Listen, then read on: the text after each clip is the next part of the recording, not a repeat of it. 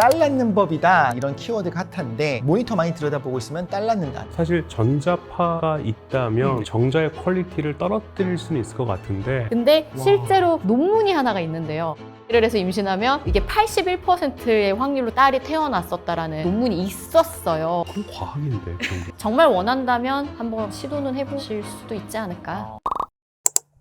반갑습니다. 이덕신입니다. 오늘도 지식인사이드 구독자분들만을 위한 특별한 처방전을 써드리고자 이 자리에 모였습니다. 안녕하세요. 저는 산부인과 전문의 김지연입니다. 안녕하세요, 황희철입니다. 비뇨기과 전문입니다. 네, 안녕하십니까. 물리치료사 문교훈입니다. 오늘은 이제 출산 이야기, 그 중에서도 노산? 이게 이제 공식 명칭인 거죠. 그렇죠. 네. 남성으로서 또 이 주제를 이야기하기 조금 걱정스러울 때도 있고 좀 조심스러울 때가 있습니다. 왜냐면 그 당사자분들은 여러 가지 어려움도 있고 걱정스러운 것도 있을 텐데 좀 조심스럽게 한번 얘기를 해보려고 합니다. 이건 이런 얘기가 있어요. 젊을 때, 그러니까 아기 낳을 거면 빨리 결혼하는 것이 남는다라는 말씀을 진짜 어르신들이 많이 하셨고, 이 생물학적인 기준이 젊을 때 조금 더 건강한 아이를 낳고 또 회복도 빠르다라고 하는 것이 여성분들에게만 해당되는지 아니면 남성분들도 똑같은지. 근데 여기서 제가 꼭 짚고 넘어가고 싶은 게 노산이 약간 하나의 무슨 유행어처럼 야, 너 노산이야. 저 노산이에요. 이렇게 얘기를 하는데 노산이라는 거는 저희가 그냥 35세 이상의 임신부를 노산이라고 해요. 그렇게 하는 이유는 이건 하나의 위험인자, 뭐 유산이나 조산, 뭐 임신 합병증, 뭐 산후출혈, 그러니까 임신과 관련된 합병증이라던가 애기 염색체 이상 같은 거에 대한 위험도가 조금 더 올라가더라. 이런 사람이 다 이게 생기는 게 아니라 자세하게 환자 상태를 본다. 그래서 그걸 따지는 것 뿐이지 이게 뭐 임신이 안 되거나 뭐 이러면은 뭐 큰일 나거나 이런 게 전혀 아니에요. 늘 제가 환자분들한테도 말씀드리는데 50대 50이에요. 아기가 안 아프거나 아프거나. 그러니까 이 통계가 어떻든 나한테 일어나는 거는 그냥 반반이에요. 젊은 사람이라고 해서 염색체 이상이 안 생기는 게 아니고요. 35세 이상이라고 다 생기는 게 아니거든요. 그래서 나한테 생기는 건 반반이기 때문에 이게 노산이다 아니다로 무서워할 필요 없고 노산이 아니라서 안심할 수도 없다. 노산을 정의하는 이유 중에 하나가 염색체 이상이기는 해요. 다운 증후군 같은 젊은 나이는 스크리닝 검사에서 이상이 있는 경우에만 하지만 35세에 이런 염색체 이상 검사를 무조건 해라. 그게 더 이득이 많다. 그래서 일찍 임신을 했을 때 그런 침습적인 검사라던가 병원을 더 자주 갈 일이 없다라는 장점이 있는 거 하나랑 또 하나는 회복. 임신 출산뿐만 아니라 수술도 그렇고 뭐든 회복이 젊을 때 빠른 건 우리가 부인할 수가 없죠. 마지막 가장 큰 게 하나 있습니다. 육아. 제가 항상 또 주변에 말씀을 드리는 게 여자를 늙게 하는 건 출산이 아니라 육아다. 정확하십니다. 맞습니다. 네. 맞습니다. 근데 요즘 뭐 일단 초혼의 연령이 워낙 올라갔기 때문에 저게 굳이 우리가 여기서 언급할 필요가 있을까라는 느낌이 들 정도예요. 요즘은 사실 보통 남성 33세도 결혼 잘 안 하는 분들 많으실 거거든요. 그러다 보면 자연스럽게 배우자분의 나이도 올라갈 거고. 그런데 아까 원장님 말씀하신 것처럼 의학의 이 진보나 발전이 35세에 대해서 노산이라 하더라도 건강하게 아이 출산하고 사는 데는 아무 문제가 없다는 거죠. 근데 이제 의학적으로 조금 얘기를 해보자면 나이를 먹어요. 그러면 정자의 퀄리티는 떨어질 거예요. 아까 전에 우리 남성들은 생殖 능력이 있는데 세로토닌셀이라든지 여러 가지 세포들이 있거든요. 주변의 세포도 조금은 건강해야 돼요. 그리고 나이를 먹으면 좀 유전적인 결함이나 결손의 가능성은 조금 올라갈 거고요. 정자의 운동성은 좀 떨어질 거고요. 정액 자체가 줄어서 정자의 개수도 줄 거예요. 그러면 여러모로 건강한 아이를 낳을 수 없는 상황이 될 수도 있다는 겁니다. 지금 나의 이 정자는 한 3개월 동안 건강에 반영일 수도 있기 때문에 나이의 인자도 있지만 몸을 잘 만들어서. 네, 맞아요. 최근에 제가 봤던 논문 중에 하나는 이런 나이 많은 남자 정자가 과연 임신에 어떤 영향을 줄 것인가 통계였어요. 엄청난 데이터들을 다 분석을 해서 했더니 45세를 기준으로 임신과 관련된 합병증 이런 것들이 조금 더 생기더라 라는 데이터가 있었어요. 물론 여기에 같이 결혼한 엄마의 나이도 좀 더 많았겠죠. 그래서 다른 바이어스들이 있을 수는 있었겠지만 어느 정도 영향이 유의미하게 있긴 하던데? 라는 그런 재밌는 그런 결과도 보기는 했거든요. 그 이유는 원장이 지금 말씀하신 것처럼 어쨌든 나이가 들었기 때문에 정자의 질이 떨어질 수밖에 없어요. 저희가 이제 평가할 때도 기능적 나이를 좀 보거든요. 실제로 우리가 보통 남자분들 같은 경우도 38세가 지나게 되면 근육량의 급격한 감소가 일어나거든요. 실질적으로 우리 근육 사이즈를 쟀을 때 그렇지 않은 부분들이 좀 많아요. 요새 38세는 예전에 10년, 20년 전에 38세가 다르거든요. 기능적 나이가 실제 나이보다 젊은 분들이 굉장히 많습니다. 그럼 이제 노산이라고 하는 건 어쨌든 과학의 진보를 관계를 통해서 커버할 수 있다. 괜히 그 말이 주는 뉘앙스 너무 강력해서 괜히 스트레스 받을 필요는 없다라는 거죠.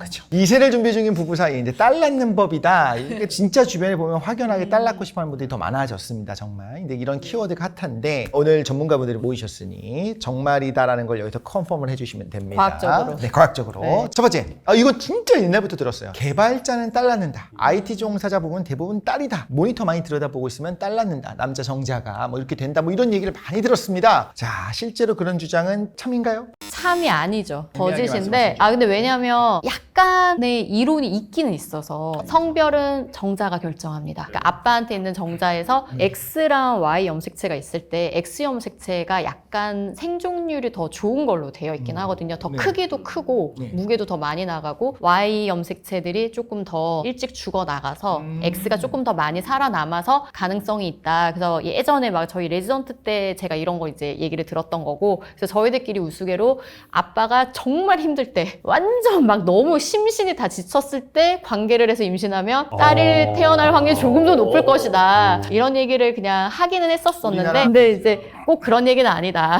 예. 사실 전자파가 있다면 네. 정자의 퀄리티를 떨어뜨릴 수는 있을 것 같은데 그게 딸을 낳는 역할을 한다?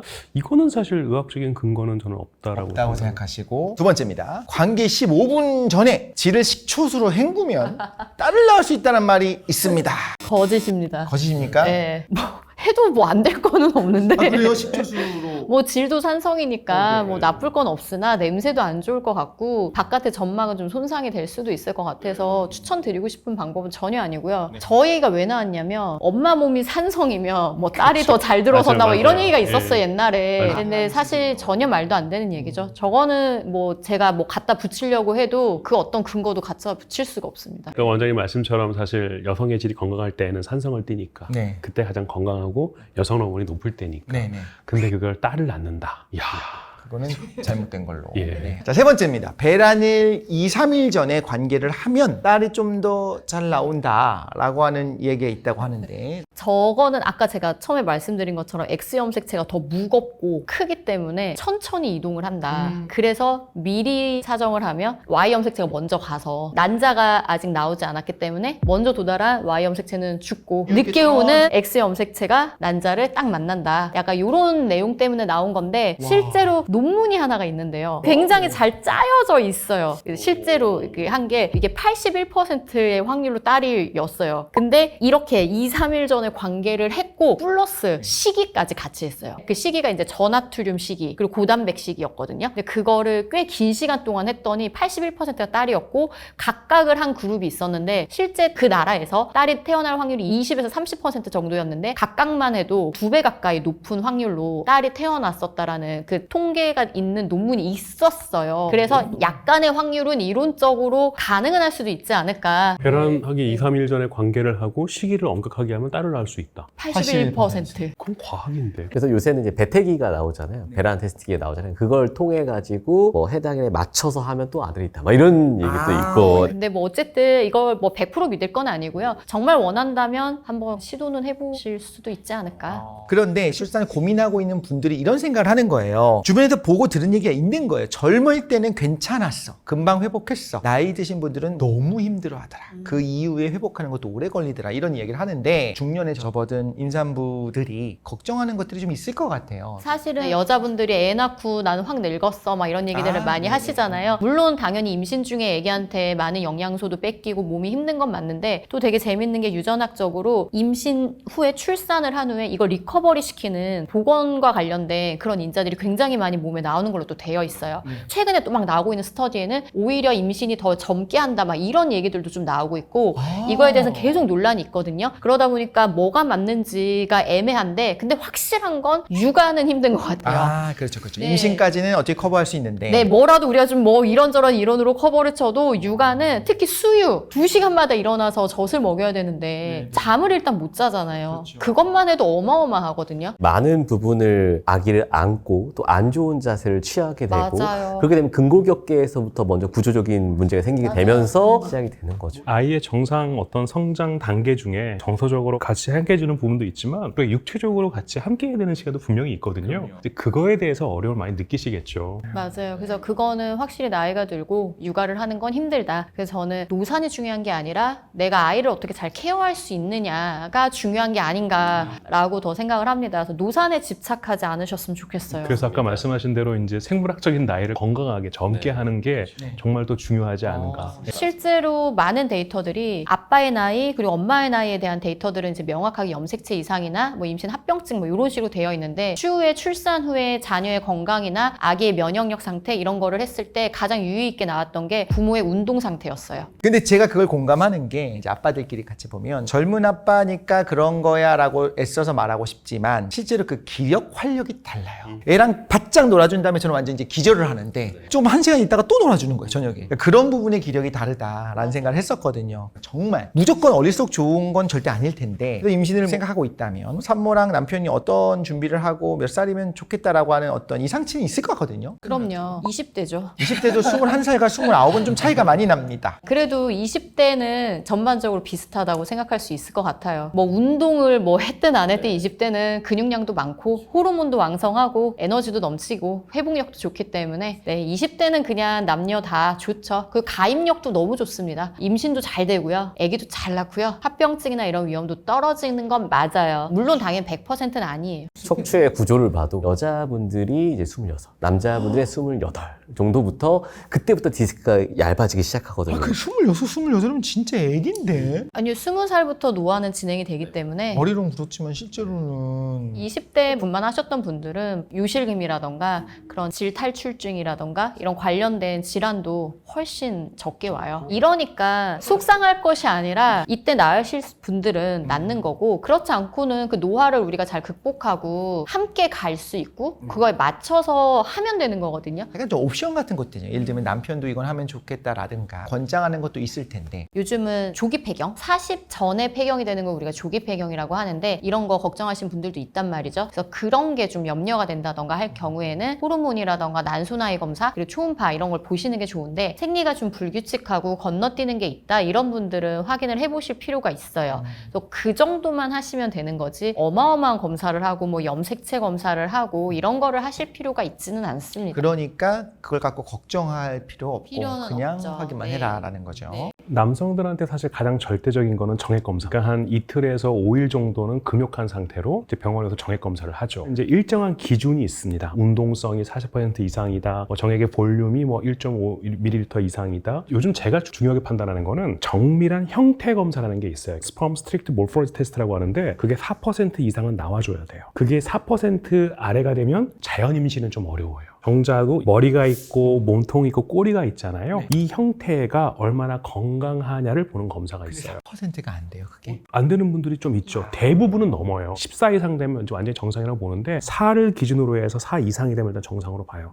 근데 사실요, 정자의 정상 기준은 점점 완화되고 있어요. 옛날에는요, 운동성이 40%가 아니었어요. 더 높았어요. 근데 요즘은 건강한 정자가 그만큼 줄어들고 있다는 뜻이기도 해요. 아, 네. 이 정도면 정상으로 치자. 네, 너도 나도 다 안 맞아요. 되니까. 맞아요. 네. 예. 그리고 이제 우리가 살아있는 정자가 그래도 한 40%는 넘고 또 직진으로 이렇게 탁 움직이는 이런 정자가 그래도 한 32% 정도는 돼야 건강한 정자라고 보거든요. 그러니까 정액 검사가 절대적이고 정액 검사의 질이 괜찮다면 뭐 자연적인 임신은 나이와는 무관하게 할 수 있을 거다. 아, 근데 그 말씀을 드리고 싶은 게 조금 늦은 나이에 결혼을 하셨고 임신을 꼭 하고 싶다라고 하시면은 시도를 당연히 해보시는 건 좋은데 보통 우리가 난임 기준이 1년간 임신이 안 되는 걸 말하는데요. 한 2-3달 해보고 안 되면 조금 빨리 병원 가서 검사를 해보시는 걸 추천을 드리고 싶어요. 네. 1년을 기다리지 말고 나이가 있으신 분들은 이렇게 말씀하신 것처럼 정자가 이상하면 절대 임신이 안 되거나 네. 아주 어렵기 때문에 처음부터 의학적 개입이 들어가는 게 좋거든요. 시간 낭비할 필요가 없다는 거죠. 네, 그 난자도 배란이 잘 안 되거나 기능이 좀 떨어지고 있다. 그럼 빠른 임신을 하는 게 더 좋기 때문에 일찍 하시는 게 좋습니다.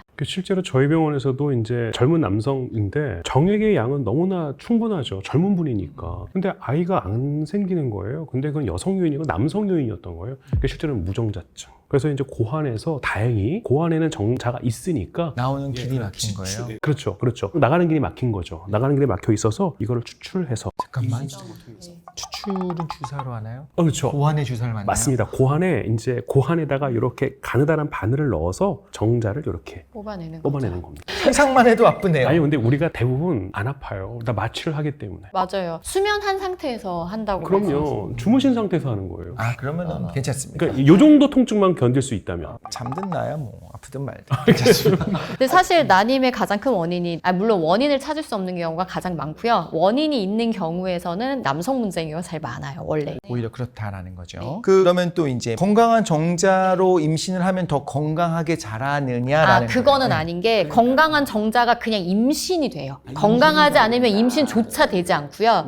그리고 이 정자의 염색체가 이상해서 아기가 아픈 게 아니에요. 이게 수정이 되고 세포 분열 단계에서 이상이 생기는 경우가 더 많고요. 그 건강해 보이는 정자가 만약 염색체 이상이 있으면 수정란이 세포 분열 단계에서 그냥 유산이 돼버려요. 우리들이 다 태어난 거는 가장 활동성 좋은 정자와 난자가 만난 거예요. 그렇죠. 그래서 우리는 태어난 거예요. 그러니까 그 정자가 인간이 되었을 때 네. 다른 정자가 들어왔으면 나보다 더 뛰어난 인간이 됐었을 수도 있지 않았나 뭐 이런 그렇게 얘기 생각하면 같은 오늘 건가요? 슬프게 근데 그건 어차피 큰 상관이 없는 게 어차피 엄마의 염색체와 아빠의 염색체가 오는 거기 때문에 엄마 아빠의 유전자가 오지 어차피 다른 사람의 유전자는 오지 않아서 큰 차이는 없습니다. 근데 궁금해하셨던 분들이 있었을 것 그죠? 같아요. 왜냐면 그런 식으로 얘기를 했으니까요. 맞아요. 항상. 네. 자, 그러면 일단 아이가 건강하기 위해서는 산모도 건강 관리 좀 더 잘해야 된다, 조심해야 된다, 뭐 이런 이야기도 하는데 노산 임산부분들이 좀 피해야 되는 생활 습관 같은 것들은 어떤 것이 있을까 궁금합니다. 권장하시는 것도 있을 거고요. 사실 아까 말씀드린 것처럼 노산은 임신합병증이 올라가는 거잖아요. 임신합병증과 관련된 건 사실 전반적인 내 건강이랑 관련이 너무나 커요. 나이가 들수록 병을 가질 확률이 조금 더 높잖아요. 뭐 내가요. 고혈압이나 네. 당뇨라던가 심혈관계 질환 뭐 그런 거.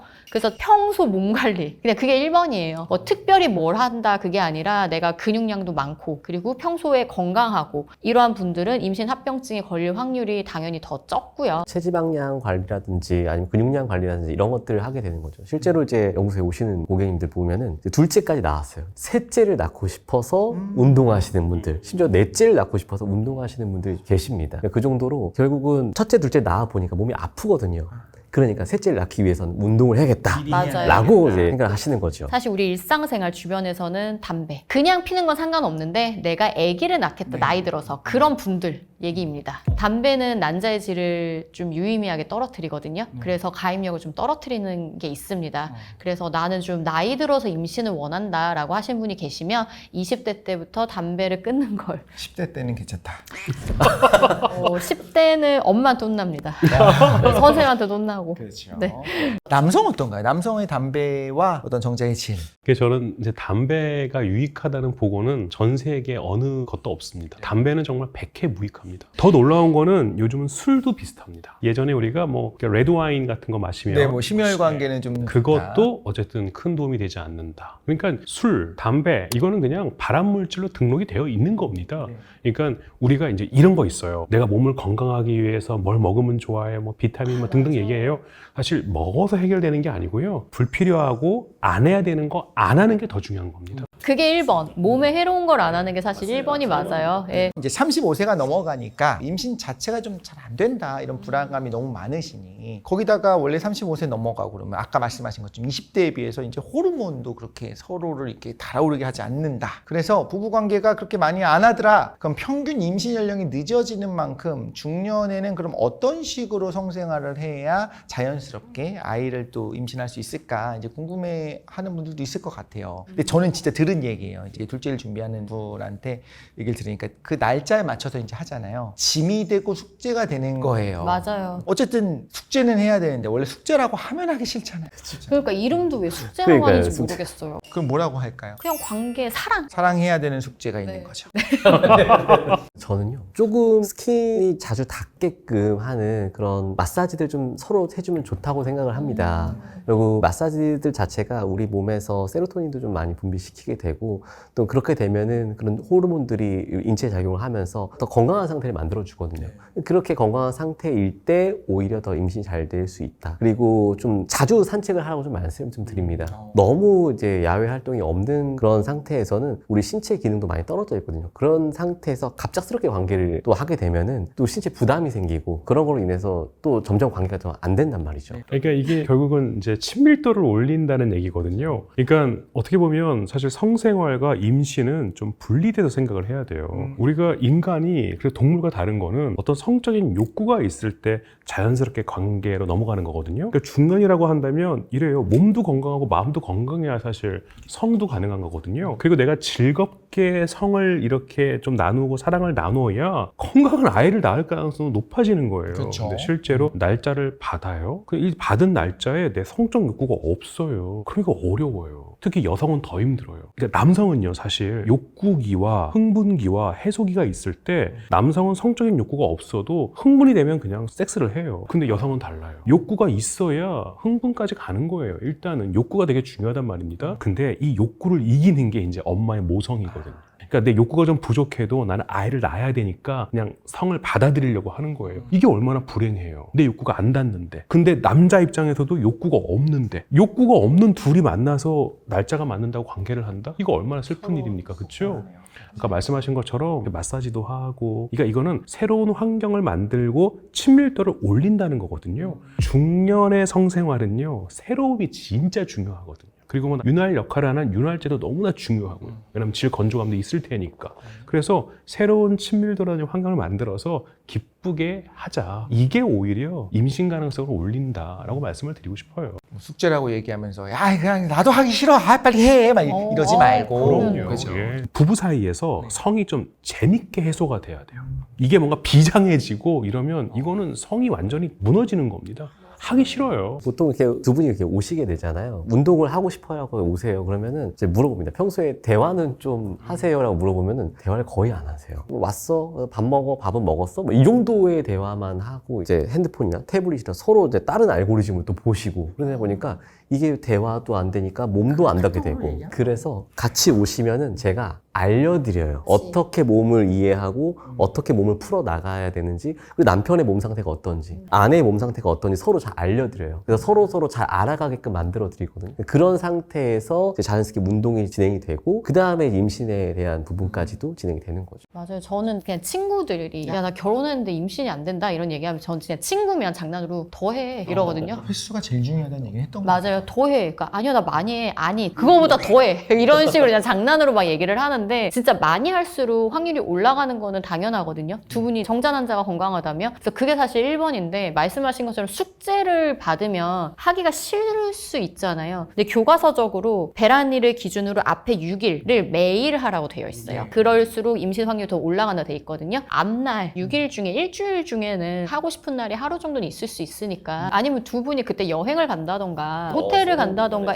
뭔가 분위기 전환을 하는 거죠. 집에서 그렇게 하면은 정말 숙제 같지만 자, 또 이런 얘기도 많이 있습니다. 임신 중에 성관계를 가져도 되냐는 얘기들을 하고 특히나 노산이기 때문에 어떤 분은 진짜 귀하게 임신하니까 계속 누워만 계신 분이 있어요. 그게 좋은지를 떠나서 너무나 쉽게 좀 유산된 경험들이 있을 때 그럴 때는 이제 성관계조차도 막 심박도 빨라지고 하니까 그것도 불안할 수 있잖아요, 사실 심리적으로. 근데 그거에 대한 좀 정답을 오늘 알려주시면 좋겠어요. 근데 사실 그냥 사람마다 달라요. 그냥 의학적으로 설명드리면 임신 중 성관계는 아무런 상관이 없습니다. 다 하셔도 돼요. 합병증만 없다면 뭐 착상이 잘 안 됐다던가 절방유산이라던가 유산기가 있다던가 이런 경우에는 당연히 하시면은 안 되고요. 그게 아니고 안정기로 접어서고 특별한 합병증이 없다면 그냥 계속 관계를 하셔도 되고요. 다만 질내 사정을 하시면은 안 되는데요. 프로스타글란딘 농도가 올라가서 조기 진통이나 수축을 유발할 수가 있어요. 그래서 사정만 안 하면 되고 관계는 괜찮습니다. 임신 중에는 에스트로겐이 한 50배 정도 올라가고요. 남성 호르몬도 약간 올라가거든요. 그래서 욕구도 생기고 흥분도 더 잘 될 수 있어요. 오히려. 그래서 임신 중에 관계가 하고 싶다고 하는 여성분도 생각보다 많아요. 그리고 보통 이제 비뇨기과 의사로서는 이제 이런 말씀을 드려요. 정말로 힘들게 아이를 가진 거라면 이렇게 좀 초에 한 10주, 12주까지는 자궁의 수축을 좀 심하게 유발할 수 있게 막 이렇게 막 좀 깊게 이렇게 피스톤 운동을 한다든지 이런 것들은 조금 절제했으면 좋겠다는 말씀을 드려요. 그래서 뭐 후배위나 이런 것보다는 자궁 경부에 좀 덜 닿게 이렇게 그냥 정상위로 한다든지 이렇게 하면 좀 도움이 될 것 같긴 하거든요.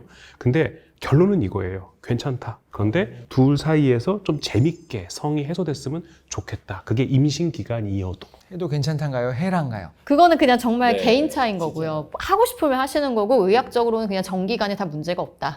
상관이 없다. 그리고 운동은 원래 하던 운동은 하셔도 됩니다. 내가 만약에 서커스를 하던 사람이면 그냥 임신 초기에도 서커스 하셔도 돼요. 그러니까 안 하던 운동을 갑자기 하면 안 되는 거예요. 근데 누워 있으면 오히려 정맥혈전증 같은 임신 합병증이 훨씬 더 많이 생기기 때문에 누워 있는 게 더 안 좋습니다.